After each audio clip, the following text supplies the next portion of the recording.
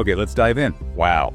If you thought you had a handle on episode 7, Foundation's End, it's just completely flipped the table. Oh, absolutely. Flip the table, set it on fire, maybe.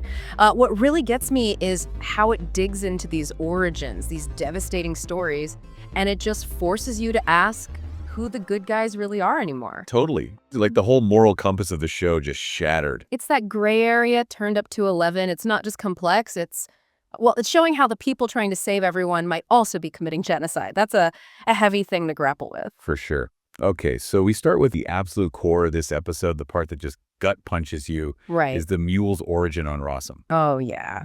Witnessing the Foundation's one-child policy in action, forcing parents into that choice, it's brutal. Brutal doesn't even cover it. And done with such cold, bureaucratic efficiency, that casual cruelty, choose which kid dies. Right. It's horrifying. It really reframes everything they stand for. And the climax of that flashback. Yeah. Trying to drown their own teenage son to comply.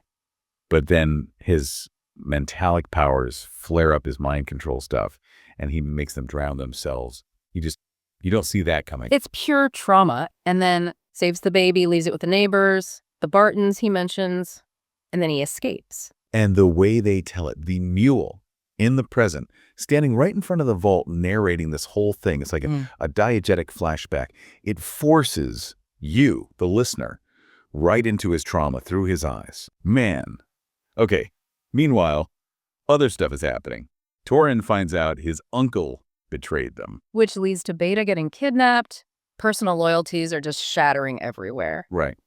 The Mule's psychological warfare on New Terminus is clearly hitting harder than any physical attack. The whole moral landscape is just shifting under our feet. It really is, being totally restructured. Right. Okay, let's talk about Emperor Day. His journey in this episode is kind of wild, especially that unexpected vulnerability. Right. He's not the usual raging tyrant. He's actually vulnerable, apologizing to Songbird on Mycogen. And he uses that stolen makeup tool, right, to try and prove Demerzel's a robot. Right, and Ocean Glass is just not having it. Or maybe she's pretending not to. It's hard to tell. And then, okay, this is where it gets genuinely wild. They drug him. Ocean Glass and Songbird, they use these spores.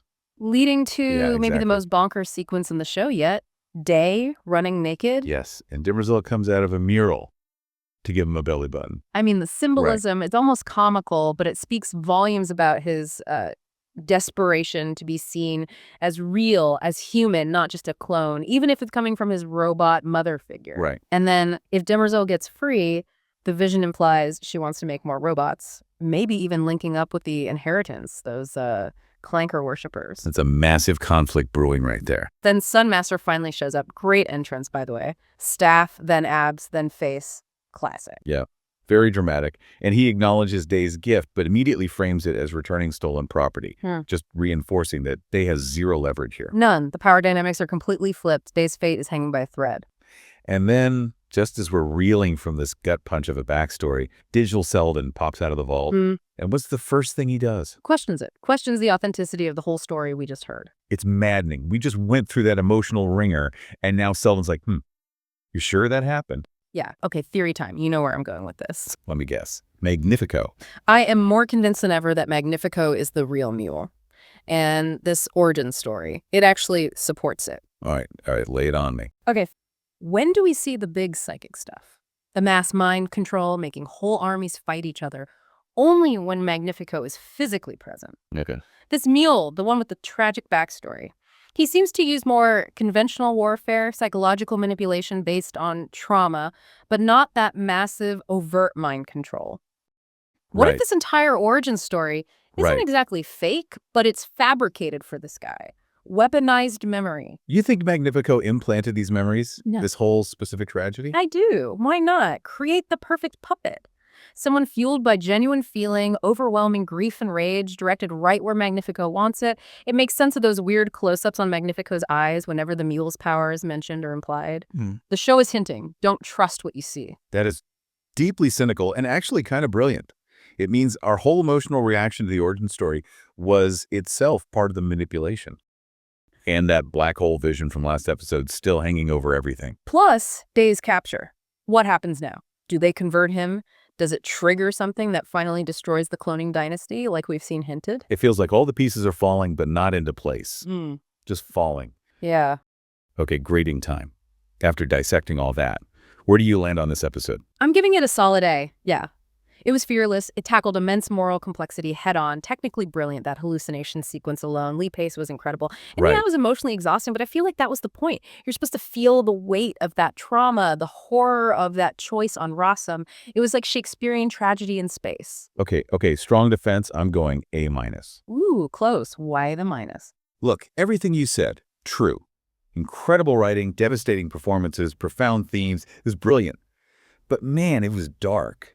Like soul-crushingly dark at points. It's top-tier television, absolutely. Exactly. But that level of bleakness, it makes it just shy of perfect enjoyment for me, even while I admire the craft intensely. Yeah. But we agree, right? It hammered home that trauma explains atrocity, but doesn't excuse it. Mule's Right. pain is real, his anger is justified, but his actions are horrific. And the Foundation's crimes are equally Right. real, just hidden behind bureaucracy and claims of the greater good. Everyone's hands are dirty. All right, everyone listening to this deep dive, 2 pretty high grades from us for this devastating masterpiece, but we need to hear from you. Where do you stand on the Foundation's crimes now? Yeah. Are we right to feel some sympathy for the Mule, even with his horrific methods? Has the show successfully blurred the lines so much that everyone feels complicit? Let us know in the comments. And what about Magnifico? Is he the real puppet master?